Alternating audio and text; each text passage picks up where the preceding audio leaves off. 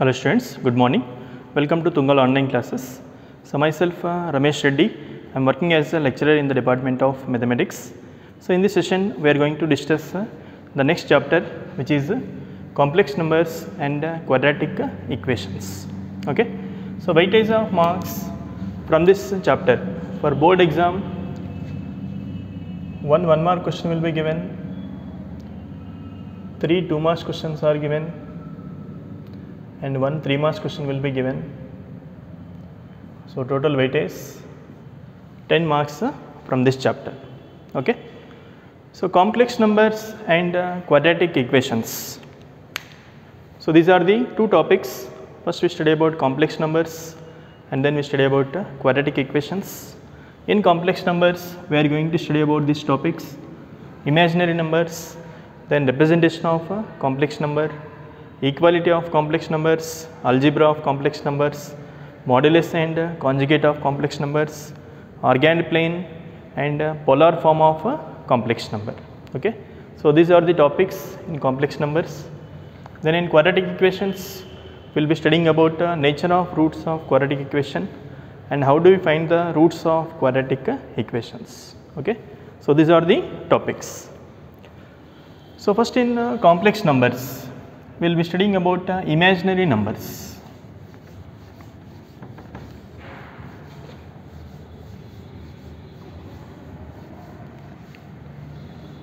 Imaginary numbers.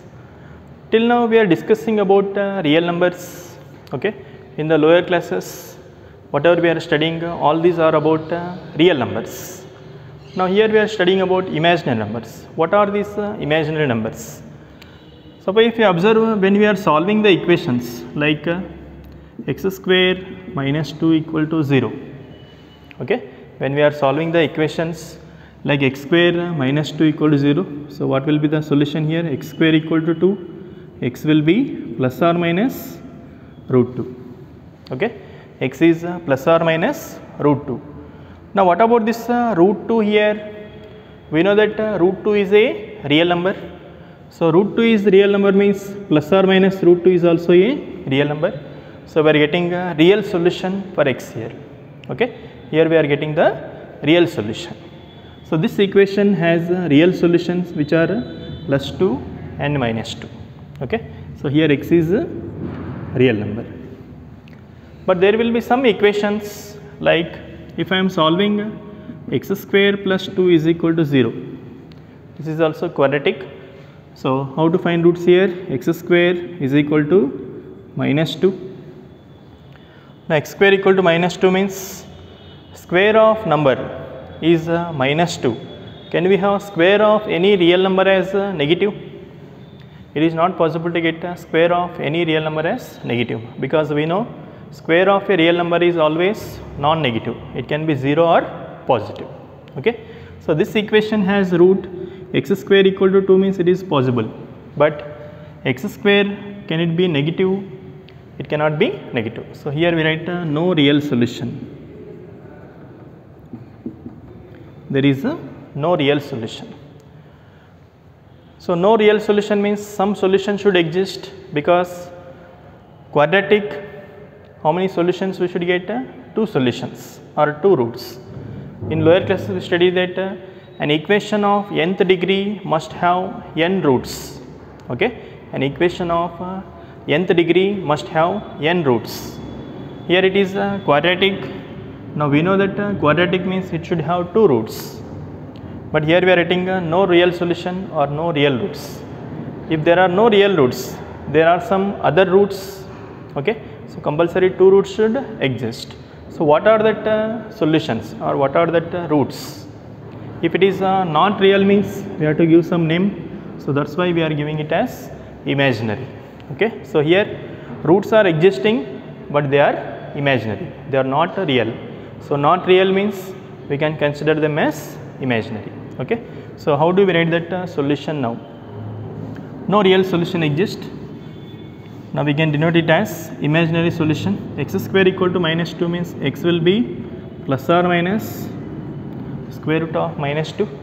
So this square root of minus 2 or square root of negative number, these are called as the imaginary numbers. Okay, so square root of minus 2 here, it is called as imaginary number.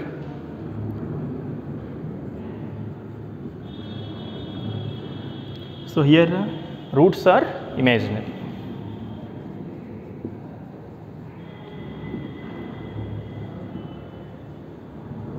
We write roots as imaginary. Okay, so now understand what are imaginary numbers means. Imaginary numbers are nothing but the square root of negative numbers. Okay, square root of negative numbers are called as the imaginary numbers. So we can note it, square root of negative numbers are called as imaginary numbers.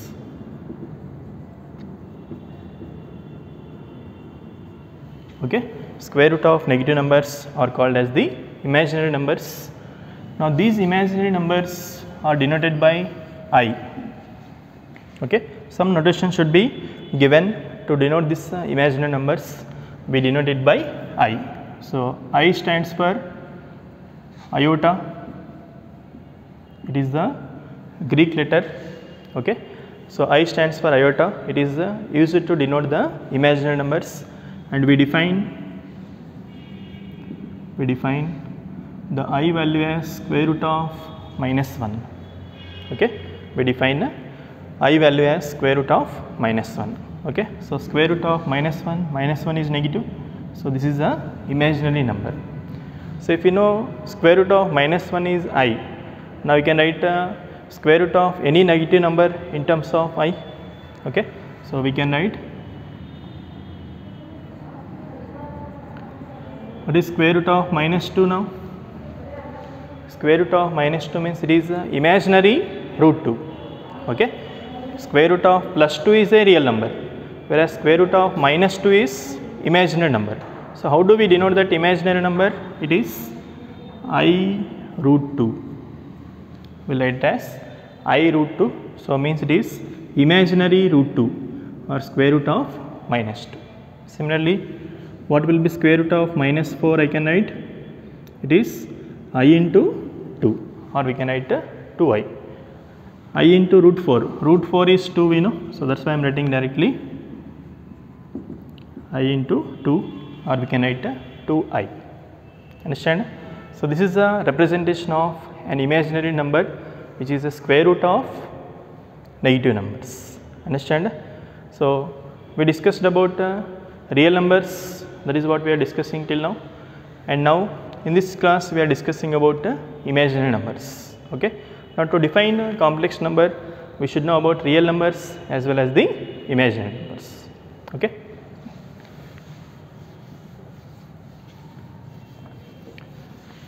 so we are writing I value as square root of minus 1. So from this we can write the powers of I.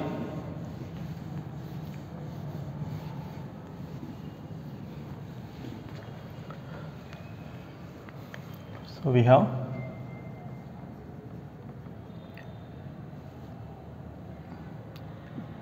I value is square root of minus 1. So what will be I square then? What will be I square? Squaring on both sides. So squaring on both sides we get I square equal to minus 1. Understanding? So squaring both sides, I square is minus 1. Next, what will be I cube value? I cube we can write as I square into I. We know I square is minus 1 into I. So it is minus 1 into I, it is minus I. Okay, so I cube value is minus I. Next, what will be I power 4? I can write I power 4 is nothing but I square into I square. I square is minus 1, again I square is minus 1, minus 1 into minus 1 is plus 1. I power 4 is plus 1. Next, what will be I power 5? I power 4 I can write as, I power 5 we can write as I power 4 into I, where I power 4 we know 1 into I. So it is 1 into I is I. Next, I power 6 I can write as I power 4 into I square, I power 4 is 1, I square is minus 1. So plus 1 into minus 1 is, we can write minus 1. Next, I power 7, it is I power 4 into I cube, which we can write I power 4 into I cube, I can write as I square into I. I power 4 is 1, I square is minus 1 into I. So it is minus I. Similarly, I power 8 is I power 4 into I power 4, 1 into 1, which is 1. I power 9 I can write as I power 8 into I.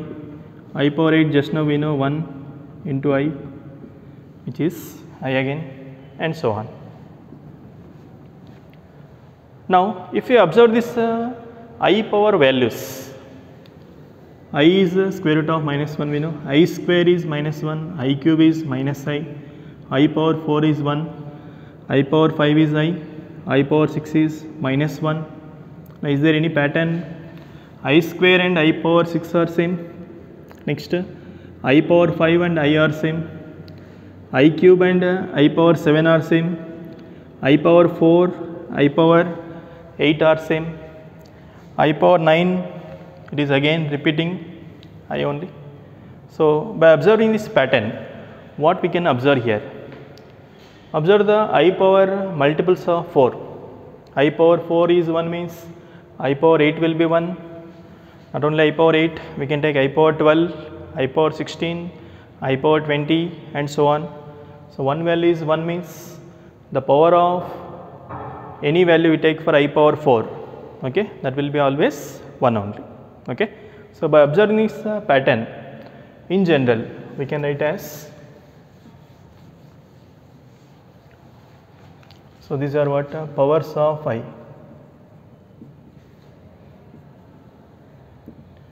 So, in general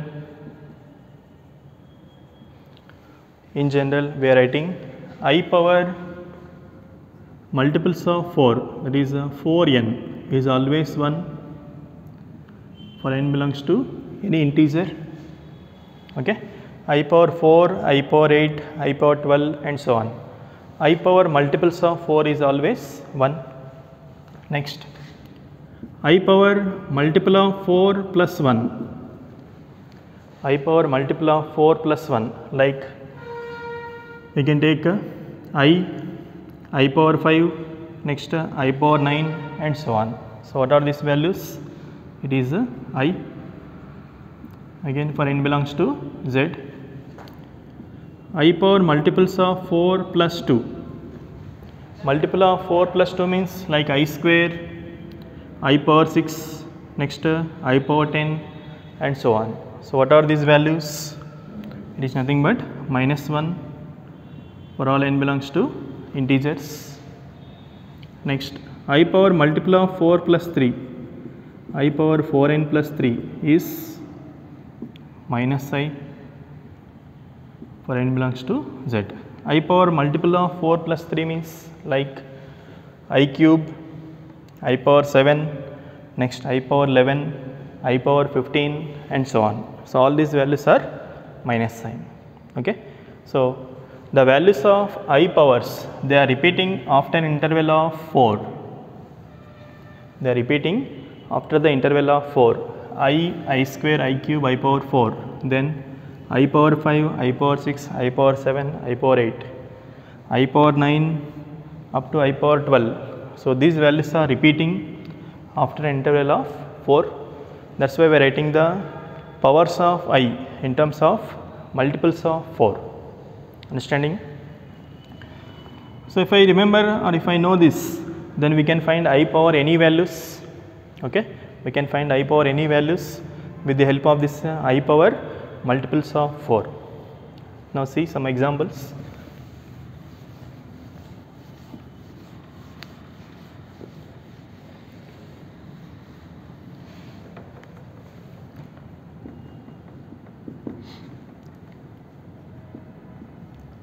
Find I power 27 value.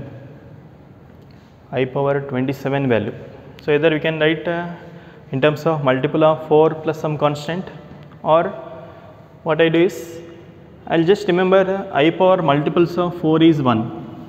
Okay, actually this one is enough. Now remaining all you don't have to remember.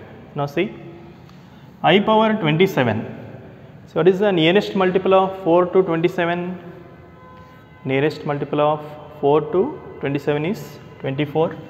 So I can write I power 27 as I power 24 plus 3 we can write. Okay, nearest multiple of 4 to 27 is 24 I will take. So 27 I can write as 24 plus 3. So I power 24 plus 3 we can write as I power 24 into I cube. I power 24 into I cube we can write I square into I cube we can write as I square into I. So I will remember only I square and I power multiples of 4 values. I square is minus 1, I power multiples of 4 is plus 1. So if I remember these two, that will be enough to evaluate I power any values. So I power 24, we know it is 1 because it is a multiple of 4. I square, we know minus 1 into I. So it is 1 into minus 1 into I, it is nothing but minus I. Okay. So I power 27 is nothing but minus sign. Understand? Now similarly, if I take I power 2010, I power 2010. So any power is there, we just have to write it as a multiple of 4 plus some constant. So 2010, what is the nearest multiple of 4 to 2010? It is 2008. So I will write 2010 as I power 2008 plus 2. So a power m plus n form, we can write I power 2008 into I square. What is I power 2008 value? It is a multiple of 4, so value is 1, and I square is we know minus 1. So plus 1 into minus 1 is minus 1. So I power 2010 value, it is minus 1. Understand? So these are the powers of I.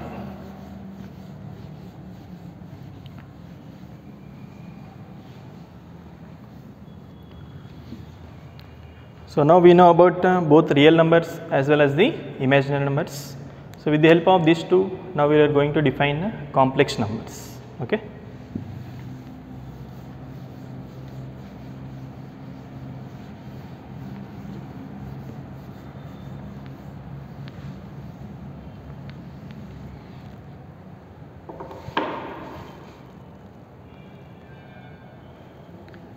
Right, complex number.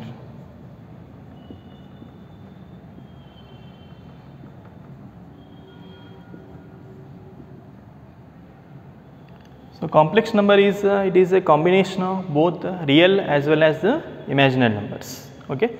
So a number of the form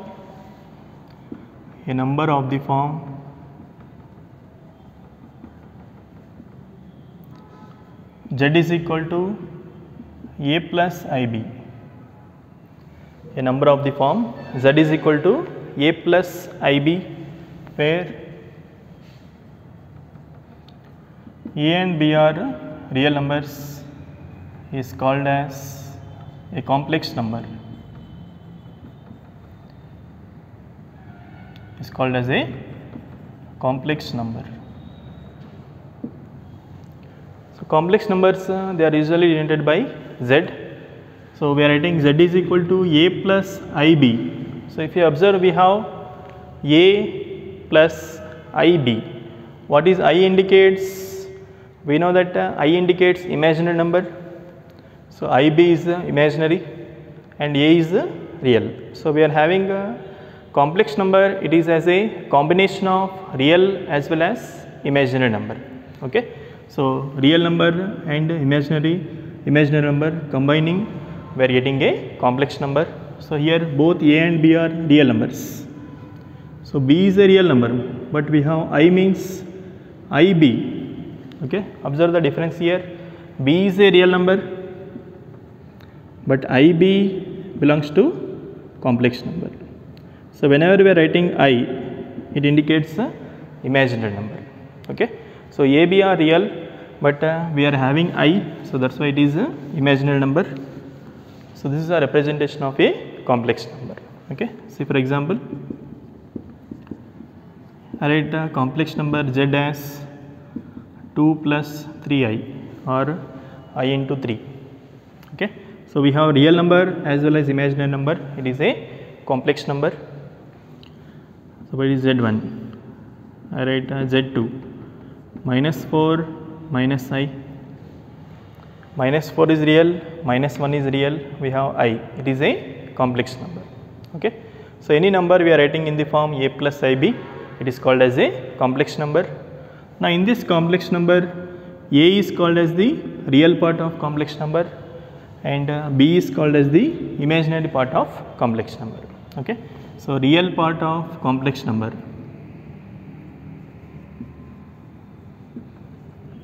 real part of z denoted by Re of z, it is denoted by Re of z, means real part of complex number z. Now what is the real part here? A. Next, imaginary part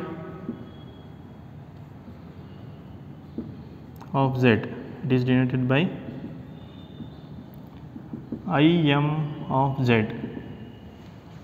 Imaginary part of complex number, it is denoted by Im of z.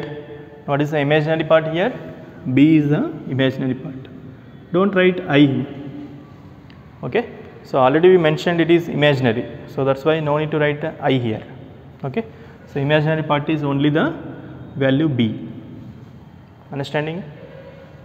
So by taking that example, in these cases, what are the real parts and what are the imaginary parts? Here real part of z1 is 2, imaginary part of z1 is 3, real part of z2 is minus 4 and imaginary part of z2 is minus 1. Okay.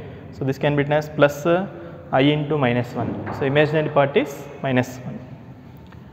Now you can write z3, another example like 5. Now can we write z3 as only 5? Now what we know is 5 is a real number. Now can we call this real number as complex number? Can we call this real number as complex number? Yes. Every real number we can call it as a complex number provided its imaginary part must be 0. So 5 I can write as 5 plus I into 0. Okay. So every real number is a complex number provided its imaginary part must be 0. Okay. So this is also a complex number. So in this case, what is the real part? Real part of z3 is 5, whereas imaginary part of z3 is 0. Understand? Similarly, can write some z4, it is minus 3i. Now what is minus 3i? It is only imaginary, there is no real part here. Okay. So this complex number has only imaginary part, but there is no real part. Okay. So every imaginary number we can call it as complex number when its real part is 0. Okay. So in this case, for z4, what is the real part of z4? It is 0, whereas imaginary part of z4 is minus 3. Okay. Imaginary part of z4 is minus 3, real part is 0. Understand? So this is the representation of complex number, and what are the terms present in the complex number? A is called real part and B is called as the imaginary part. Understand?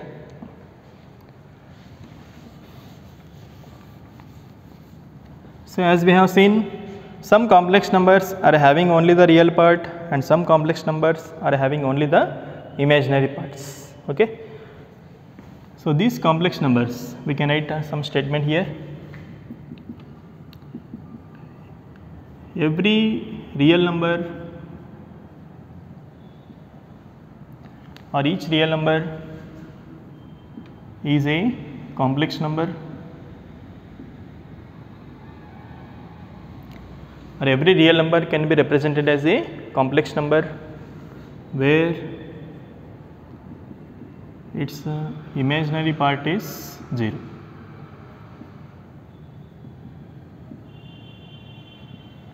So, every real number we can express it as a complex number with its imaginary parts as 0. Okay? Like if I write z equal to minus 2. So, I can write minus 2 is a real number.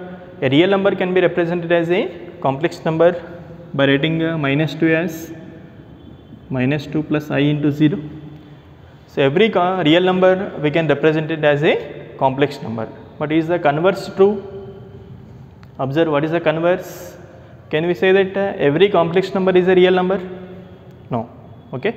Every complex number we cannot say it as a real number, but we can say every real number is a complex number.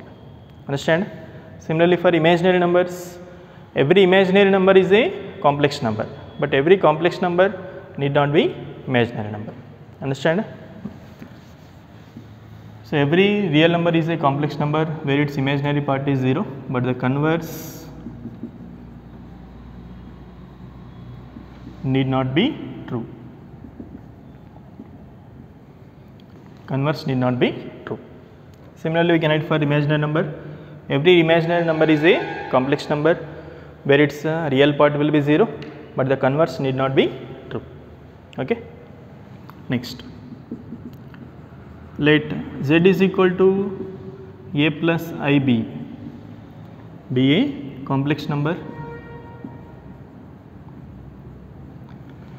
Let z is equal to a plus ib be a complex number.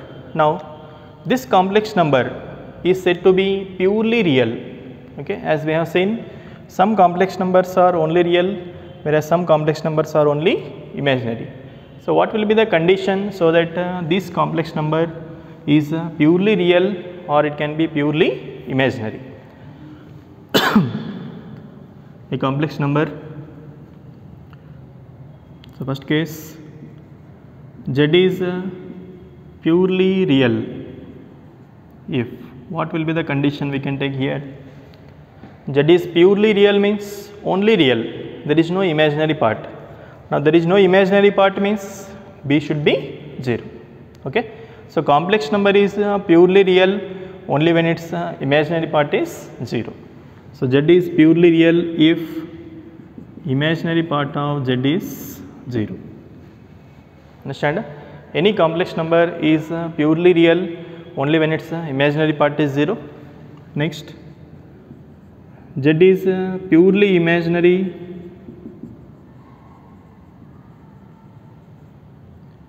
z is purely imaginary. Now, purely imaginary means we have only imaginary part, there is no real part. Now, no real part means its real part must be 0. So, z is purely imaginary if real part of z is 0. Understand? So, when we go to objective part, there will be some questions given based on this type of model. Some complex number will be given. Now, find theta value or alpha value where the complex number is purely real or the complex number is purely imaginary. Okay. So, we have to take these conditions. Z is purely real, imaginary part of z is 0. Z is purely imaginary, then real part of z must be 0. So, by taking this condition and solving, we can find that unknown values. Understand? So, this is a representation of complex number and different cases for purely real and purely imaginary complex numbers. Understand?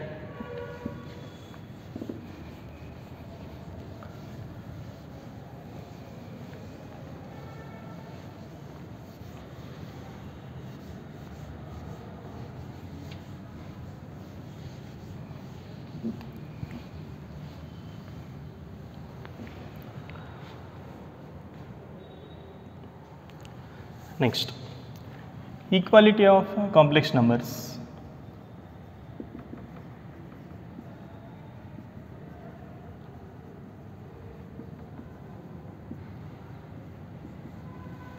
Equality of complex numbers.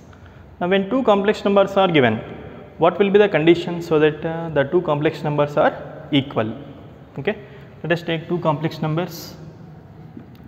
Z1 is a plus ib and Z2 is c plus id. B, two complex numbers with the two complex numbers. We write Z1 is equal to Z2 if and only if. Equality of complex numbers means these two are equal. We write Z1 is equal to Z2 if and only if. Under what condition? Two complex numbers are equal only when their corresponding real parts are equal and the corresponding imaginary parts are equal. Then only we can say that the two complex numbers are equal. So Z1 is equal to Z2 if and only if the real parts are equal, A is equal to C, and their imaginary parts are equal, B is equal to D. Okay. Only when these two conditions are satisfied, then only we can say that the two complex numbers are equal. Understand? Now based on this some numerical will be given like this. Example, let Z1 is x minus 8 into I minus x minus 8 plus 2I, and Z2 is 3 plus y minus 2 into I. So these are the two complex numbers given. If Z1 is equal to Z2, then find values of x and y. Okay. Two complex numbers are given, Z1 and Z2, and given that Z1 is equal to Z2. Whenever Z1 is equal to Z2, then what are the values of x and y? Okay. So how do we write solution here?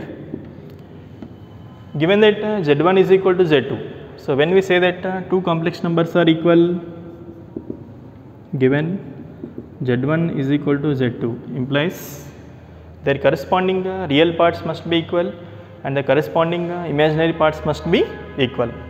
In Z1, what is the real part? X minus 8 plus 2 into I. So this is total part is real and 2I. So 2 is the imaginary part. In Z2, only 3 is the real part, y minus 2 into I. Y minus 2 is the imaginary part. Okay. So Z1 is equal to Z2 means their corresponding real parts must be equal. X minus 8 is equal to 3 and their corresponding imaginary part should be equal. 2 is equal to y minus 2. Now by solving this we can find x and y values.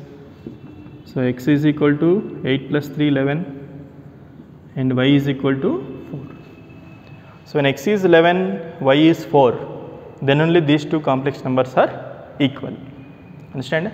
So this is one concept, equality of complex numbers. So as in real numbers also we studied equality of real numbers like x equal to 8, okay, x square equal to 4. So by solving that we are getting the values of x. So those are in real numbers. Now in real numbers we studied one more thing, not only about equality, we studied about comparison of two real numbers, which one is more, which one is less. Okay, like in real numbers we studied 8 greater than 2 or minus 2 less than 10, like this. So comparison of real numbers we studied by using this greater than or less than, whereas in complex numbers, when two complex numbers are given, we cannot compare them.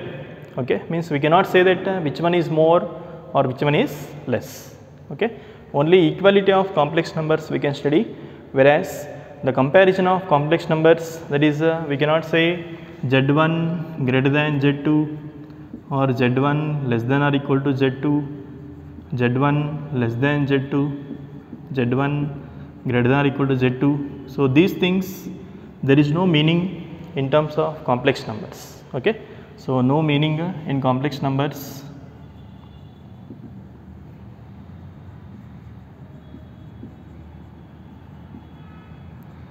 to compare the complex numbers. Okay. Why we cannot compare? Because any complex number you take, it will be having a real part and imaginary part. Okay. So they are two different parts. We cannot compare them. Okay. If there are only real parts or only imaginary parts, we can compare and say. But complex number is a combination of both real and imaginary parts. So we cannot compare real and imaginary parts. So that's why this greater than, less than, greater than or equal to, less than or equal to has no meaning in terms of complex numbers. Understand? Right.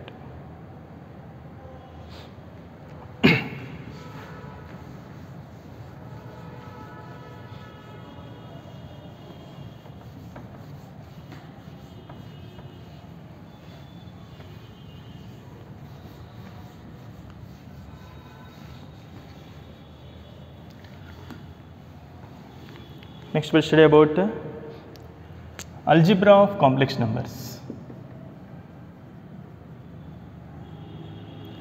Algebra of complex numbers. Like algebra of real numbers we studied. What is algebra of real numbers? The operations performed on real numbers like addition, subtraction, multiplication and division. Okay. So these are the operations we are performing on real numbers. Now similar type of operations we can perform on complex numbers also, which are algebraic operations on complex numbers. Okay. So first addition of complex numbers. Okay. We study about addition of complex numbers.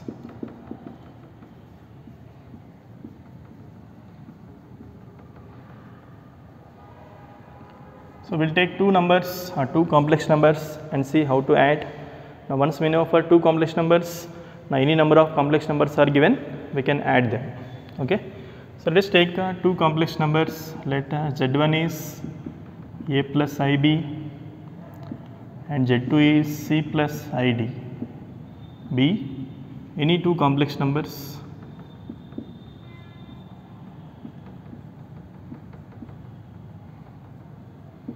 Then the addition of these two denoted by Z1 plus Z2, it is written as Z1 plus Z2. What is Z1? A plus IB plus Z2 is C plus ID. So how do we add the terms? We add like terms. Okay. Real parts A, C, we can add A plus C. Next, imaginary parts IB plus ID. I we can take common, B plus D. Okay. So addition of complex numbers is nothing but the addition of their corresponding real parts and imaginary parts. Okay. We are adding the real parts A plus C and we are adding the imaginary parts B plus D. Understand? So this is how we can perform the addition of complex numbers. Okay. So just write the terms and add like terms. Okay. Real parts are one terms and imaginary parts are the other terms. So those terms can be added. Understand? See for example,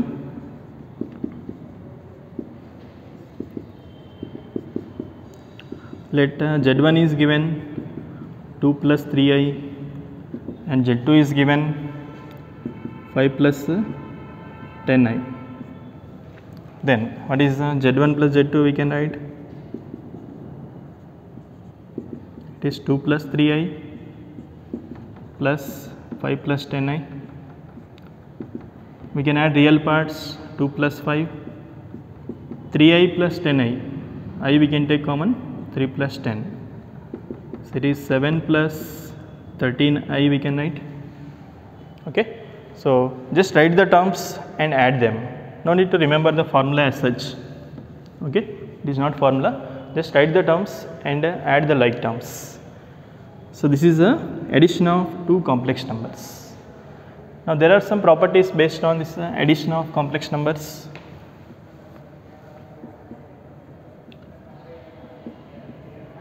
Properties of addition of complex numbers.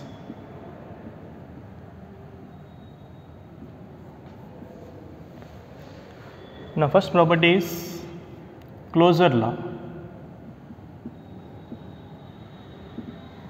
First property is closure law. Now what this closure law says is, addition of two complex numbers is also a complex number.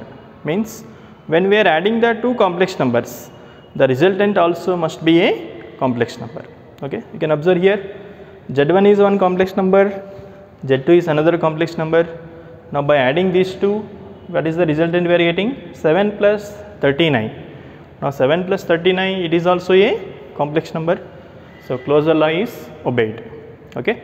So what the closure law says is addition of two complex numbers is another complex number. Okay. That is what the closure law. Next, commutative law is obeyed by the addition of complex numbers. Okay. Commutative law is obeyed.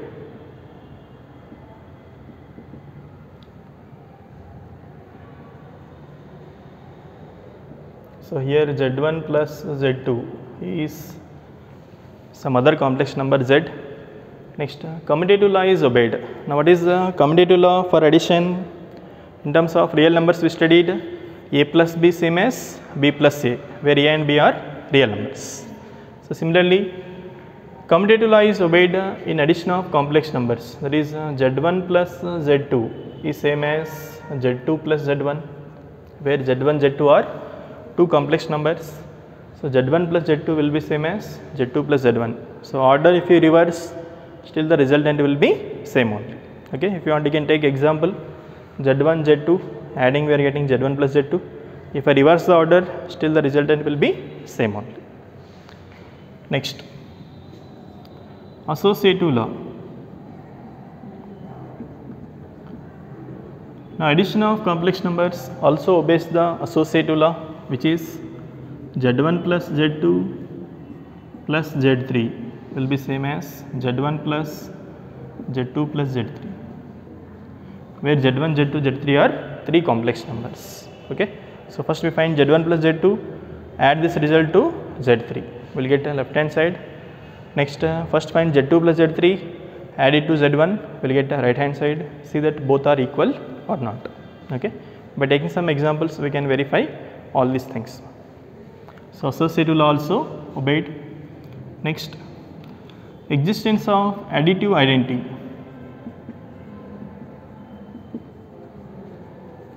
Existence of additive identity.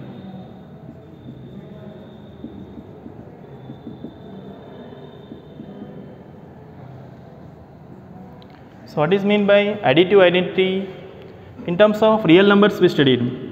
Suppose A is a real number, if I add 0 to real number, the sum is same as A only. Okay. Any real number given, if I add 0, the sum is always A only. Okay. So like this, in complex numbers, any complex number Z is given. If I add one more complex number like 0, Z plus 0 same as 0 plus Z same as Z always. Okay. So when we are adding another number, still the resultant same as Z, then this 0 is called as additive identity. Okay. So similar to in terms of real numbers, we are studying in complex numbers. So Z plus 0 is equal to same as 0 plus Z, which will be same as Z. So here 0 is called as additive identity. Now 0 we can write as 0 plus I into 0, since we have to represent it as a complex number. So 0 I can write as 0 plus I into 0 is additive identity.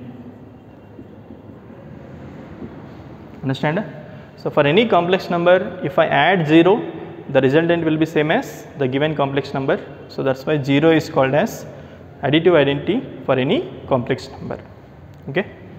Next, existence of additive inverse. Additive inverse. So what is meant by additive inverse? Additive inverse in terms of real numbers. Okay. Suppose A is the real number. If I add minus of A, so A plus minus A is minus A plus A, the result will be 0. Okay. So in real numbers we call minus a is the additive inverse of real number a. Okay. So this we know in real numbers. Now same we can study in complex numbers. Suppose z is any complex number given, if I add minus z, then the result will be always 0. So minus z is called as the additive inverse of complex number z. So z is a complex number given, if I add minus z, so minus z plus z, the result will be always 0. Okay. So minus z is called additive inverse of given complex number z. Okay. So z is any complex number given, just to take minus of that complex number, it is called as the additive inverse of the complex number. Understand? So these are the properties based on addition of complex numbers. Okay. Now once we know addition of complex numbers, similarly we can take a difference of complex numbers.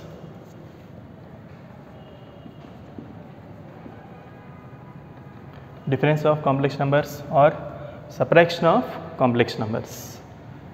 So what is z1 minus z2 difference if I take? Let z1 and z2 be two complex numbers, then difference if I write z1 minus z2. Okay. So difference is also written in terms of summation. Okay. Subtraction is nothing but it is also a summation, where instead of writing minus z2, so what I do is z1 minus z2 I can write as z1 plus minus z2. It is z1 plus minus z2. z1 is a plus ib plus, what is the minus z2 means? If I write minus on both sides, it is minus c minus id. Okay. So difference we are writing in terms of summation just by writing minus inside. Okay. So how do we add two complex numbers? It is addition of complex numbers, addition of real parts a plus minus c, a minus c, ib minus id, I common, b minus d. Okay. So this is nothing but z1 minus z. Okay. So it is similar to what we perform on real numbers. So just apply minus inside, keep adding the terms. Okay. Like terms we add, then we will get the resultant. Okay. So this is the difference of complex numbers. Now properties of difference of complex numbers.